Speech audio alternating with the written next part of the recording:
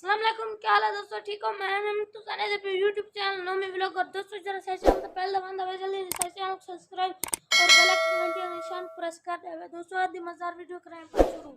दोस्तों आज 27 रमजान है। दोस्तों आज मंगल आती है, आज 27 रमजान दा बहुत सोना दी बना कर तुसा देख सकते हो कितना चंगा मौसम बना खड़ा है, ठंडा ठंडा। अरे को तो बाहरों दा माहौल ही दिख लेना। सब बाहरों दा माहौल देखो चंगा चंगा ठंडा ठंडा मौसम बना खड़ा है। दोस्तों ईद नेड़े आ गई है ते असा दोस्तों आज 27 रमजान ईद नाल आ गई है। आज ये मंगल ते छान छान दा सुनते को मौलिया ते पांच बिली छान छान ईद है। दोस्तों तुसा देख सकते हो चिट्टिया सेवन चेक करो। दोस्तों चिट्टिया सेवन तुसा देख सकते हो चंगे चंगे।